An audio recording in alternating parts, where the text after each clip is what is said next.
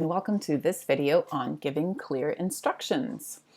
This is one of the most important teaching techniques that you'll use in your classroom, because the success or failure of anything you're trying to teach depends on if your students can understand what you want them to do. So I'm not going to talk about how you give them orally in class, but I will talk about what they need to look like on your written materials. So anything that you prepare, how to make your instructions look really clear and easy to understand and follow. All right. Do you remember Charlie Brown and his teacher?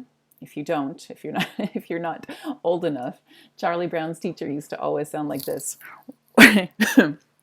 Wah, wah, wah, wah, wah, wah, wah, wah, wah, wah, wah. And that's exactly what students hear when you're talking in class. This is something typically that I would hear teachers say, things like, okay, everyone, I'd like you to sit down in a circle now and listen carefully to everything I'm saying. I'm going to read a book and you're going to answer back with some action. It's going to be really fun. So that's what we say. And this is what it sounds like to students. Imagine that you're a second language student. Okay, alle, ich möchte, dass Sie sich jetzt in den Kreis setzen und genau zu hören, wo ich sage. Ich werde ein Buch lesen und du wirst mit einigen Aktionen antworten und es wird wirklich Spaß machen. Yeah, exactly. So the idea is keep it simple. Here's your golden rule. You need to think, speak, and write in bullet points when you're giving instructions. Keep it simple, stupid. All right, so here's an example.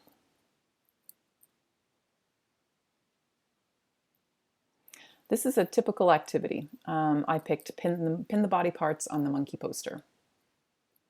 So if the description of the activity was something like, the students walk into the classroom, they see a giant monkey poster on the board.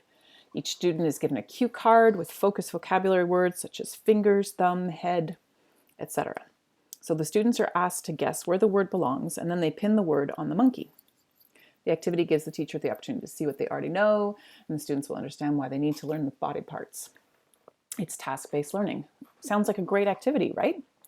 Well, if this is how you've prepared in your lesson plan, you probably aren't ready to give some clear point form instructions. So let's try it. What is it that you need to do? Well, if I'm talking to the students, the first thing I'm going to tell them is the goal. So the goal of the lesson is pin the part on the monkey. And if I'm standing up, I'm going to mime this out. Here are my instructions. The first thing I'm going to do, let's see. Each student will be given a cue card. All right. So to the students, I'm going to say something like, take a card. Okay. The next thing I want them to do, once they have the card, they need to look at the card. Take a card, look at the card, and I think I also want them to say the word. So I'm going to model too. So I take a card, look, this is me taking a card. I look at the card. Wow, my card says fingers. I'm going to say fingers. I'm going to look at the monkey poster and I'm going to guess where it goes. Where do fingers go? I think they go there. And I'll pin the card on the monkey. So I don't know if you can see the difference here. What do you notice about these instructions? Take a second. Yes, they're all in bullet points. Absolutely. Do you notice anything else? Hopefully you noticed that they were all imperative. So each one of the instructions starts in the imperative tense. Each sentence is also very, very simple. So we aim for about 3 or 4 words. We can go up to a little bit more if necessary. Yeah. And finally, if we can, we include just one image or two just to help them. Okay. So if you're writing this in your lesson plan, and this is where I would encourage you to really practice, don't describe your activity. Don't describe it. Don't describe your activity when you give the instructions to your students.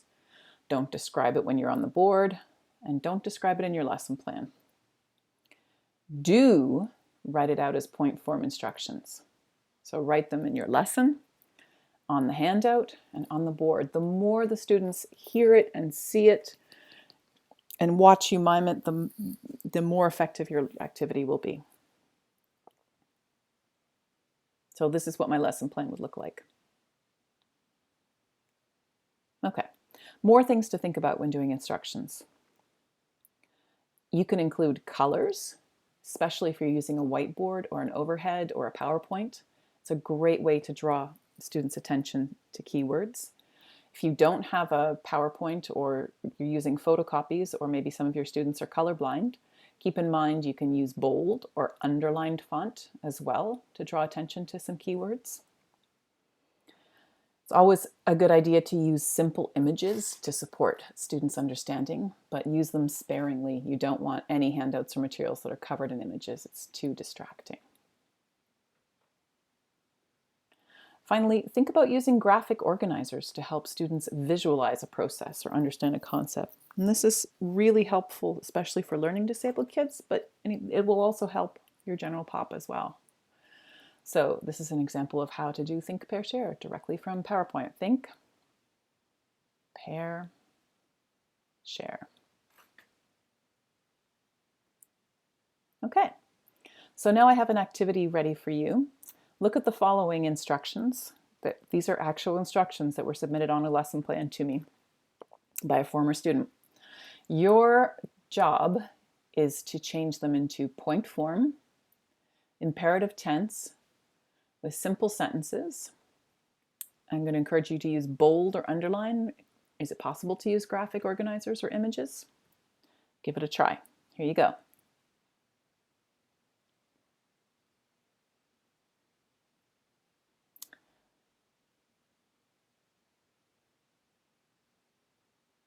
Take your time and post your answer on Moodle or My Courses. Thank you.